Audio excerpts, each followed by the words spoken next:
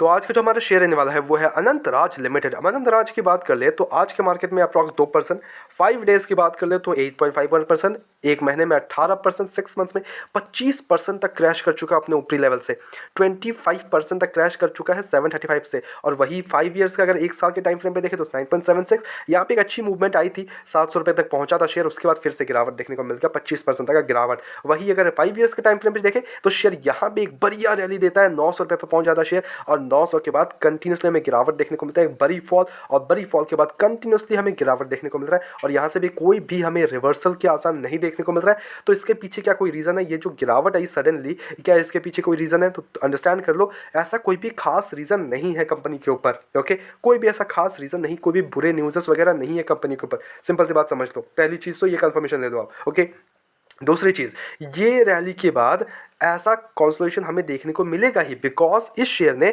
60-70 rupees से 700 का तक का हमें एक रैली देखने को मिला। तो ये जब जंप आता है तो सडनली हमें गिरावट देखने को मिलेगा ही, और गिरावट के बाद एक कंसोलेशन देखने को मिलेगा ही। That's totally understandable. ओके, तो सिंपल सी बात है, ये टोटली हमें देखने को मिलना ही था और मिला भी। ओके, और अभी भी देखने को मिल रहा है। तो क्या कंपनी इतने फंडामेंटल्स वीक है, वो एक चीज़ चेकआउट करेंगे, रिजल्ट्स वगैरह चेकआउट करेंगे, everything we will discuss in this video. तो वीडियो में अंत तक बने रहो, चीज़ों को अंडरस्टैंड करो एंड देन कुछ डिसीजंस लो, बिकॉज आई नो पैनिक का माहौल है, like every single one is panicking, like क्या होने वाला है, क्या चल रहा है, पूरा मार्केट एवरी सिंगल डे टूट रहा है। बट उस गिरावट में हमें चाहिए अच्छे गुड फंडामेंटल स्ट्रॉन्ग स्टॉक्स अपने पोर्टफोलियो में, बिकॉज ये हमारे लिए एक बड़ा मौका बन सकता है। ओके, जो कोविड वाला मौका आपको नहीं मिला, ये मौका आपको फिर से मिल रहा है एक छोटा सा। ओके, मैं ये नहीं बोलूँगा कि कोविड जैसा हालत होगा, नॉट एट ऑल, ऐसा इतना बड़ा भी नहीं हालत होगा। बट अगर कुछ भी ये जो भी वॉर हो रहा है, अगर वो मूव फॉरवर्ड 1 मंथ तक ऐसे ही गिरते रहता है मार्केट, तो फिर से वही हालत आ जाएगी। सिंपल सी बात अंडरस्टैंड करो। एंड देन हमें चाहिए होगा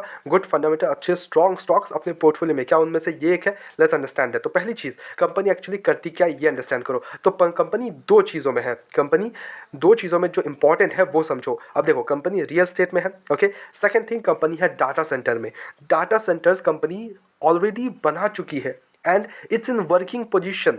ओके, 2 ऑलरेडी वर्क कर रहा है, इवन जितना मेरे को याद हो, आई थिंक 2 इसके चल रहे हैं। Yes, data centers scale up to 307 megawatt 5 to 6 years में, and it is like developing 15 megawatt in Maneshwar and 7 megawatt in Panchkula, bringing the total IT load capacity under development to 22 megawatt. तो यहाँ पे काफ़ी एक मूव फॉरवर्ड काफ़ी बेहतरीन हमें देखने को मिल सकता है। ओके, बट ये नहीं कि ये आज ही स्टार्ट हो जाएगा। I know this, it will take some time, so you have to have the patience.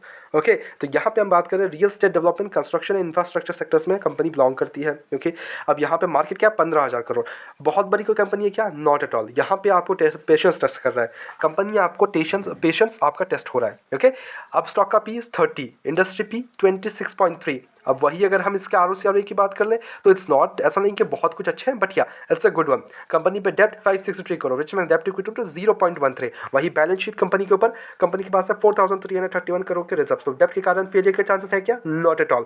Company पे ऑपरेटिंग मार्जिन 26%, प्रॉफिट ग्रोथ 36%, बेहतरीन। PG ratio 0.31, under valued. Quarter results पे कंपनी के result every single year, every single quarter they have like growth के मामले में कोई कसर नहीं छोड़ी है कंपनी ने, कोई कसर नहीं छोड़ी है। Every single quarter, every single year, fabulous. Okay, fabulous results. यहाँ पे नेट प्रॉफिट 45 करोड़ से 144 करोड़ तक जा पहुंचा है, और ऑल टाइम हाई का नेट प्रॉफिट हमें यहाँ पे जनरेट होते हुए देखने को मिल रहा है। Every single quarter they have like great results. Okay, तो यहाँ पे इन्वेस्टर्स की बात कर ले, यहाँ पे आपको 57% की होल्डिंग प्रमोटर्स की देखने को मिलेंगी। यहाँ माल प्रमोटर्स ने बेचा, और बेचते किसने खरीद लिया?